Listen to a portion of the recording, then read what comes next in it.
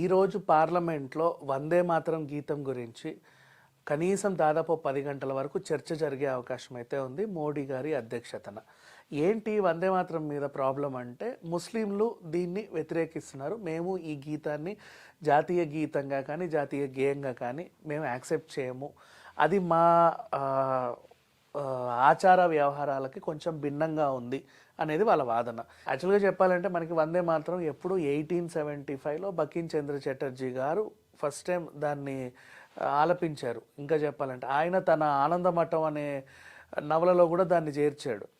ఆ తర్వాత రవీంద్రనాథ్ ఠాగూర్ గారు ఎప్పుడో దాన్ని 1896లో ఒకసారి ఆలపిస్తే కాలక్రమంగా జనగణమన వందే మాతరం ఇది ఒకటి జాతీయ గీతంగా ఒకటి జాతీయ గేయంగా ఫిక్స్ అయిపోయింది. ఎప్పటి నుంచి మన స్వాతంత్రం టైం నుంచి ఇక ప్రతిరోజు ఎవ్రీ ఆగస్ట్ 15th వచ్చిన జనవరి 26th వచ్చిన వీఆర్ సెలబ్రేటింగ్.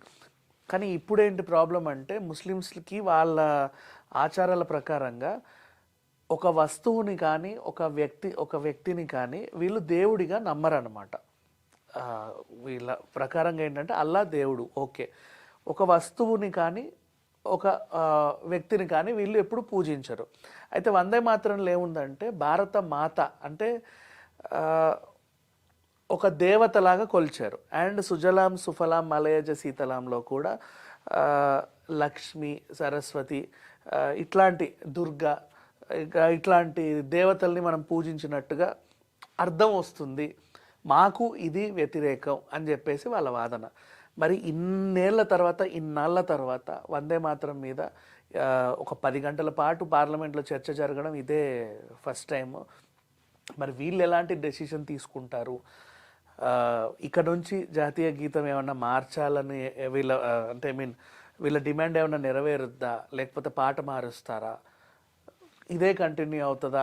ఒకవేళ ఇది కంటిన్యూ అయితే మరి ముస్లింలు మేము ఆలపించామంటే అప్పుడు మళ్ళీ హిందూ వర్సెస్ ముస్లిం ఫైట్ అనేది వస్తుంది. మరి వాళ్ళకి ఎలా న్యాయం చేయాలి? ఇప్పుడు వాళ్ళంటారు మేము ఇండియన్సే ఇక్కడే ఉన్నాం, కాకపోతే ఆచార వ్యవహారాలు మా కొన్ని పద్ధతులు కట్టుబాట్లు డిఫరెంట్గా ఉంటాయి. ఇక్కడేమో మీరు ఇంకొకటి బలవంతంగా మా మీద రుద్దే ప్రయత్నం చేస్తున్నారు, ఇది మాకొద్దు అని చెప్పేసి వీళ్ళ వాదన. మరి ఇది పార్లమెంట్లో ఈరోజు చర్చకు వచ్చింది. 10 hours తర్వాత ఏ నిర్ణయం తీసుకుంటాననేది వేచి చూద్దాం. Thank you so much.